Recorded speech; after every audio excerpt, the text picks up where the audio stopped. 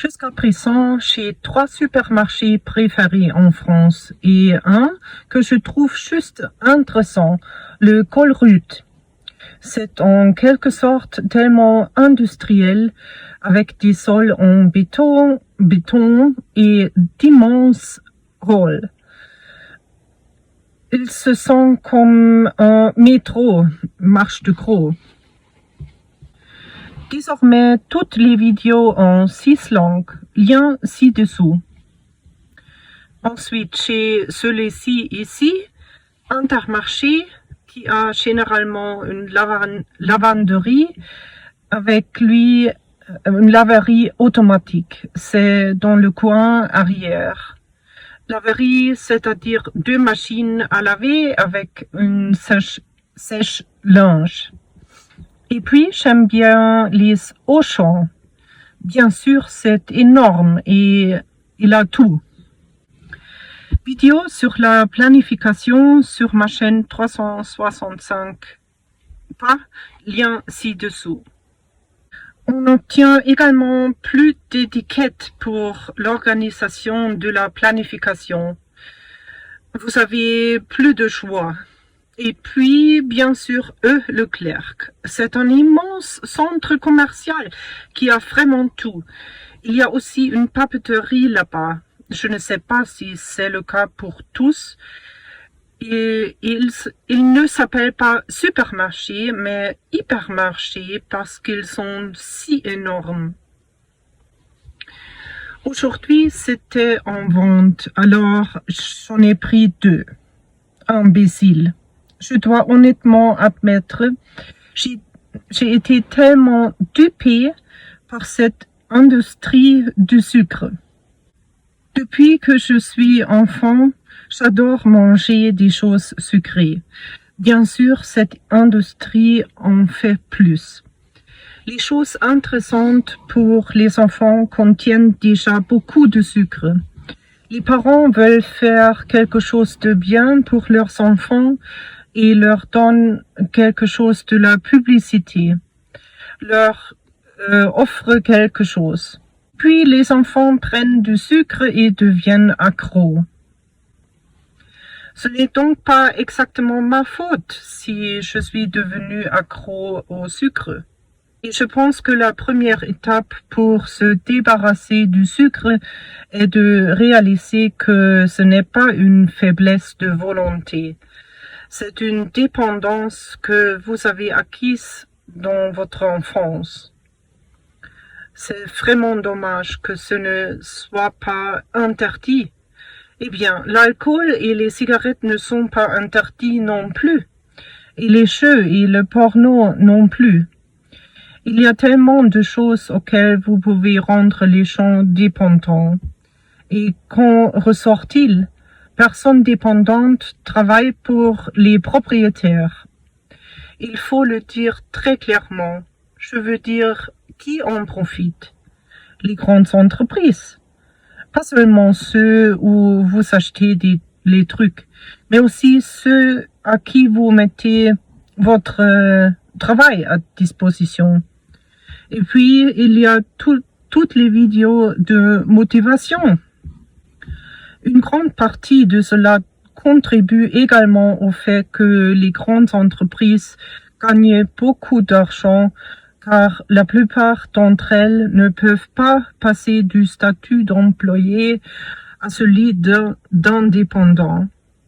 Cela signifie que s'ils sont motivés à travailler plus, ils sont toujours des employés et travaillent pour un patron qui en profite. Si, bien sûr, il y a des travailleurs non motivés là-bas qui font constamment la fête malade, cela cause des dommages et pertes. Alors, bien sûr, c'est génial quand les gens sont accros aux vidéos de motivation.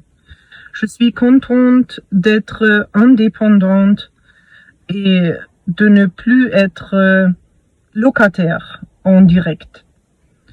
J'ai 2 facteurs de moi. Je ne travaille pas pour n'importe quel employeur qui profite du fait que je suis motivée et productif. Je ne travaille pas pour un propriétaire immobilier qui profitent du fait d'être accro à des choses inutiles et de se sentir en insécurité et de vivre dans un appartement à cause de cela. Les appartements ont deux avantages par rapport à la vie en voiture. Premier avantage, la commodité. Beaucoup de gens n'ont aucune énergie du tout. Ils dépensent leur énergie au travail et le reste en dispute au travail et dans les relations.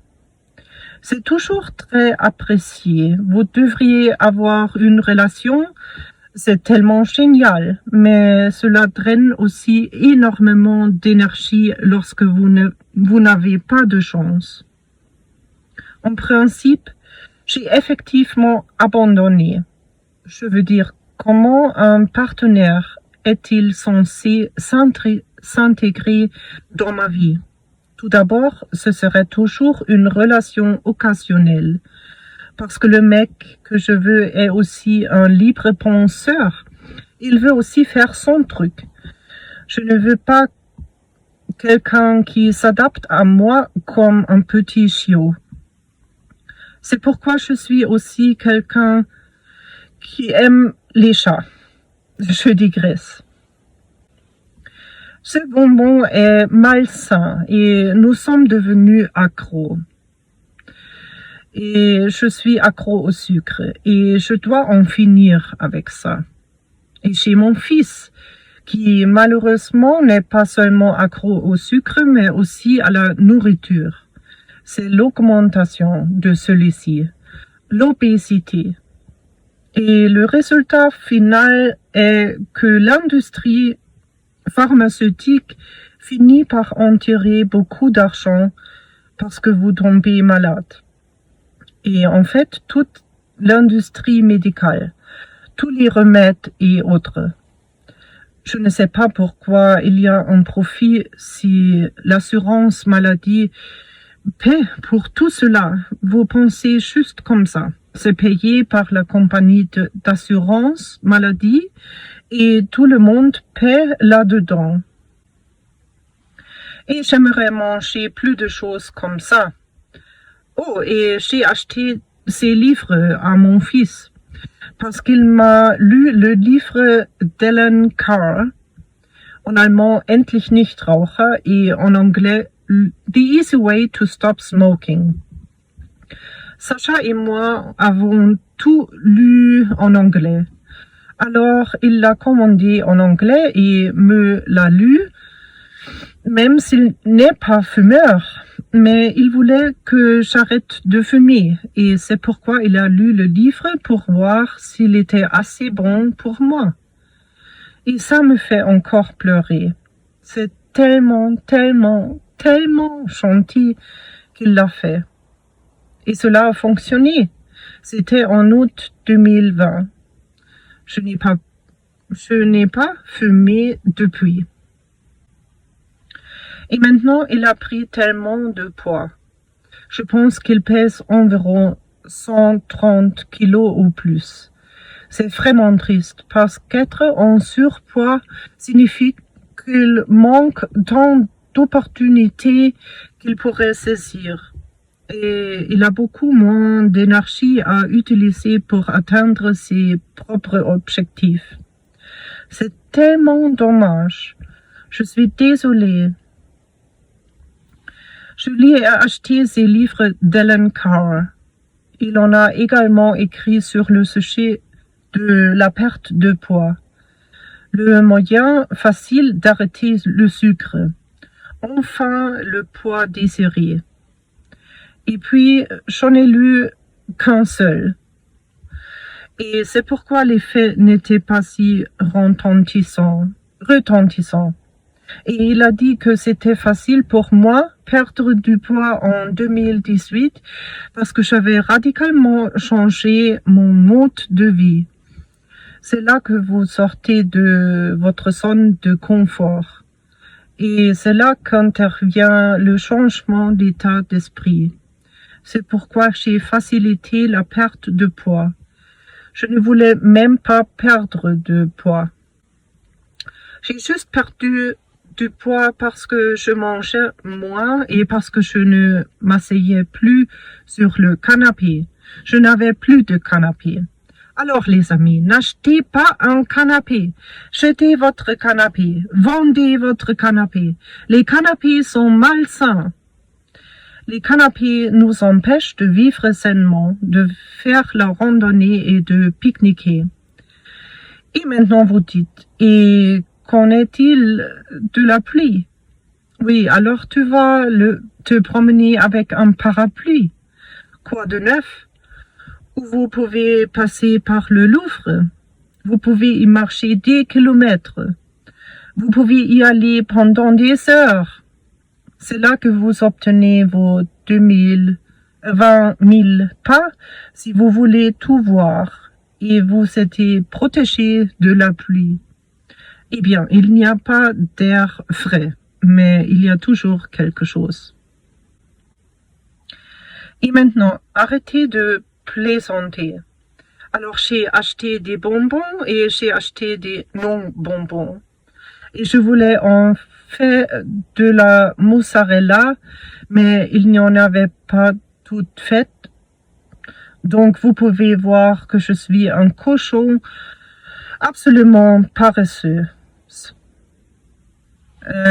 Préfabriqué. On parle de la taille d'une bouchée. Parce que dès que je dois couper quelque chose, c'est déjà fini. Et c'est aussi la raison pour laquelle mes pommes sont dans le panier depuis l'Allemagne. Vraiment, parce que je devrais couper avant. C'est assez stupide quand même. J'ai une table ici à accrocher au volant. J'ai une planche et un couteau. Mais les efforts, et je veux dire quelque chose tombe souvent ici. Vous pouvez alors l'oublier, le jeter. Parce qu'il contient toute la faune et la flore de France et un peu du Bade-Württemberg aussi. Parce que la dernière fois que j'ai passé l'aspirateur, c'était pendant le ménage du printemps en mars en Bavière.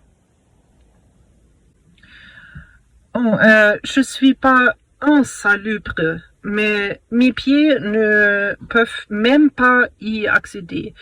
Je suis à ma place. La saleté sur le sol ne me touche pas du tout. Ce n'est rien qui puisse moisir. C'est des pierres et du sable et tout ça. Et quelques aiguilles de pain. Épars. Ouais, chaque fois qu'on se rend à une station-service et qu'on passe l'aspirateur. Je ne le fais pas souvent. C'est aussi un peu insatisfaisant avec les ventouses à la station-service. Parce que vous ne pouvez pas tout emporter. Et parce que ça me rend pas vraiment heureuse, je le fais juste moi souvent. Cela ne coûte que de l'argent et n'est enfin pas si nécessaire. D'autres choses sont beaucoup plus importantes. J'ai enfin envie de continuer ces vidéos d'hygiène. Mec, j'ai décidé de raccourcir les vidéos de un jour dans ma vie dans la voiture. Ensuite, je peux publier plus. Ensuite, je peux télécharger plus. Je vais les faire plus courtes. Je ne sais pas comment, mais je vais peut-être diviser une journée en 2 vidéos où je coupe des choses qui sont moins importantes. Je ne sais pas encore. Je regarde juste. Restez à l'écoute des vidéos quotidiennes en 6 langues.